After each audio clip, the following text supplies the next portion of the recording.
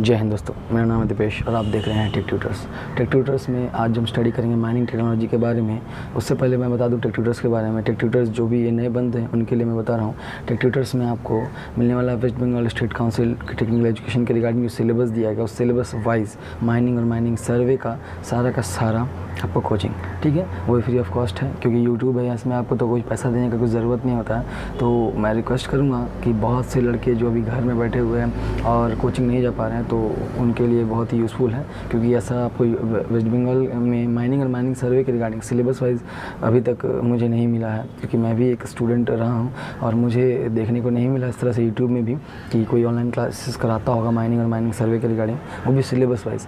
तो इसके लिए मैं जो है ये यूट्यूब चैनल शुरू किया है मैंने, तो आप लोग प्लीज़ थोड़ा सा सपोर्ट करिएगा और वीडियो अगर अच्छा लगा हो तो प्लीज़ लाइक कर दीजिएगा और चैनल पर नए हैं तो सब्सक्राइब कर दीजिएगा और बेल आइकन को प्रेस कर दिए ताकि आपको आने वाले जो भी यूज़फुल वीडियोस है सिलेबस वाइज एग्ज़ाम के टॉपिक्स नोटिस वगैरह वो सारा का सारा आपको मिल जाए, ठीक है। तो चलिए आज का जो टॉपिक है शुरू करते हैं। आज हम स्टडी करेंगे माइन एक्सप्लोजन्स के बारे में। जी हाँ, माइंस में बहुत सारे एक्सप्लोजन्स होते हैं, कुछ ब्लास्टिंग्स होते हैं तो हम लोग ह्यूमन्स के द्वारा, माइन वर्कर्स के द्वारा किए जाते हैं ब्लास्टिंग, लेकिन कुछ नेचुरल कम्बस्टन्स होते हैं, कुछ एक्सप्लोजन्स होते हैं जिसकी वजह से माइंस को और माइन वर्कर को बहुत सारी हानि होती है, उसको हम लोग कहते हैं माइन एक्सप्लोजन्स। माइन एक्सप्लोजन्स क्या होता है? माइंस में बहुत सारे गैसेस होते हैं, आप लोगों ने देखा होगा जैसे कि CH4 methane gas, carbon monoxide CO gas, carbon dioxide gas, ये जो कुछ गैस होते हैं और ऑक्सीजन की मात्रा जब इसमें एक निश्चित प्रोपोर्शन में मिल जाती है तो ये बहुत ही अपने आप में एक ज्वलनशील पदार्थ बन जाते हैं और जब इसमें आग लगता है तो ये बहुत ही लार्ज क्वांटिटी में आग लगता है और ये बहुत बड़े एरिया में फैल जाता है और बहुत तेज़ी से, और जब आग लगता है तो फिर इससे बहुत सारी गैसेस रिलीज़ होती है बहुत सारी हाई क्वांटिटी में, और ये बहुत तेज़ी से पूरे माइंस को, जिस भी एरिया में आग लगा है उस पूरे एरिया को कवर कर लेता है। उसके साथ साथ इसका जो असर है वो जहाँ पर आग लगा है उसके साथ साथ इसके आसपास के जो भी एक निश्चित रेडिएशन होगा, कुछ एक एरिया होगा, उसका चारों ओर का एरिया जो है उससे इससे क्षति होती है, तो हम लोग इसको एक्सप्लोजन्स कहते हैं। और जो माइन एक्सप्लोजन किसे कहते हैं? इस तरह का घटना अगर माइंस में होता है तो हम लोग इसको माइन एक्सप्लोजन्स कहते हैं, ठीक है। अब हम जानते हैं माइन एक्सप्लोजन्स कौन कौन से टाइप के होते हैं। देखिए, माइन एक्सप्लोजन जो है ये माइंस के लिए बहुत ही हानिकारक है, ठीक है। इसको एक थ्रेट कहा जाता है अंडरग्राउंड माइंस के लिए।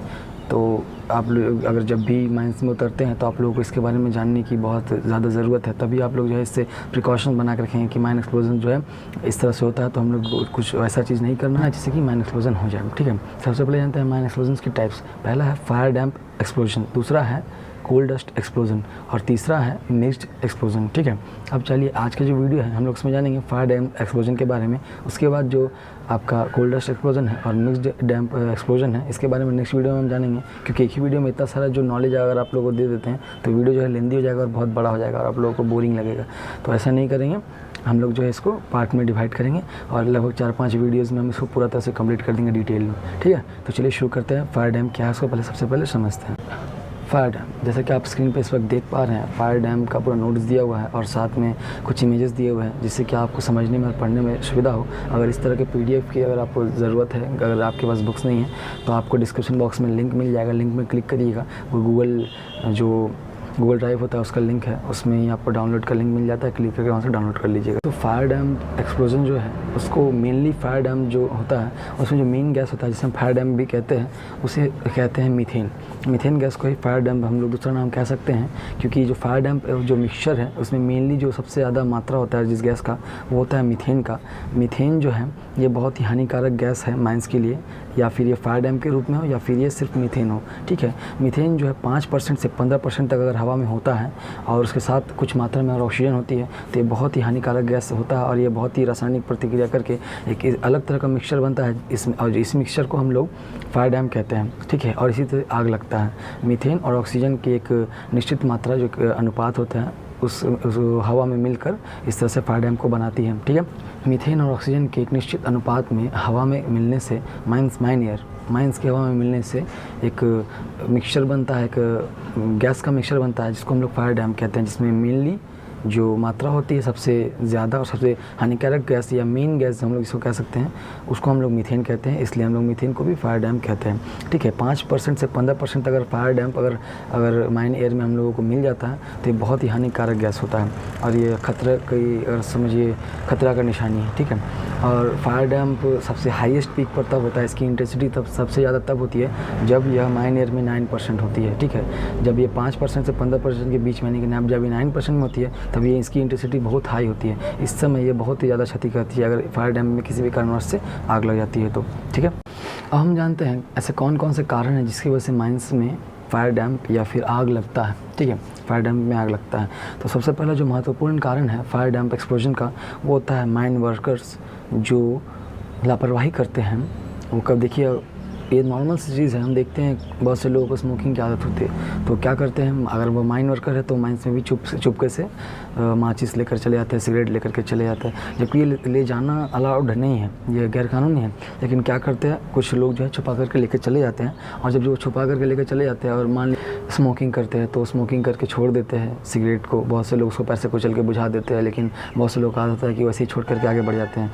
तो ये एक बहुत बड़ा खतरा हो सकता है क्योंकि माइंस में बहुत से अवेलेबल रहता है एनी टाइम पे गैस। ठीक है, तो कौन सा गैस कितना ज़्यादा दहनशील है इसका नॉर्मल हम लोग अंदाजा से नहीं लगा सकते विदाउट सेफ्टी लैंप और मशीन्स के, और उस जगह पर अगर हम इस तरह से लापरवाही करते हैं तो हमारे लिए ही नुकसान है।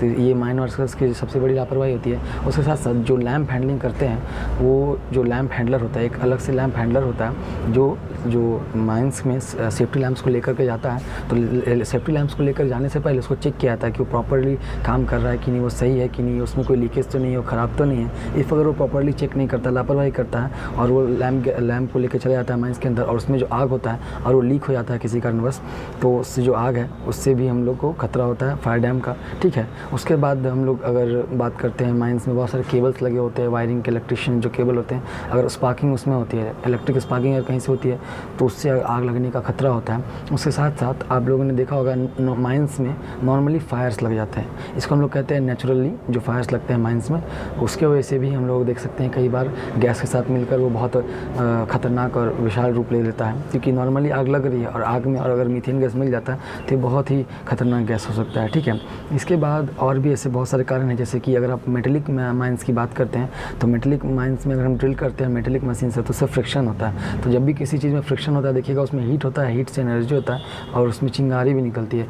तो उस चिंगारी के अगर संपर्क में अगर फायर डैम्प आ जाता है तो आग लगने का खतरा होता है। ठीक है, तो इस तरह से जो है कुछ 4 5 6 आप लोगों ने अभी कारण जाने हैं। इसके अलावा भी और भी बहुत सारे कारण होते हैं, लेकिन ये जो मेनली जिसकी वजह से इंडिया में ज़्यादातर फायर डैम में आग लगता है, फायर माइन एक्सप्लोजन होता है, ये मेनली कुछ 4 5 कारण हैं। ये आपको एग्ज़ाम में आ सकता है लिखने के लिए कि आप बताइए कौन कौन से कारण हैं जिसकी वजह से माइंस में एक्सप्लोजन होता है, खास करके फायर डैम में। तो आप जो है इसको लिखेंगे, इस पॉइंट्स को डिस्क्राइब करके बढ़िया से। ठीक है, नोट जो है आपको यहाँ पर देखने को मिल रहा है, साथ में पिक्चर में भी यहाँ पर देख पा रहे हैं। ठीक है, अब हम जानेंगे कि फायर डैम जो होता है उसको हम लोग किस तरह से मेज़र कर सकते हैं माइंस में।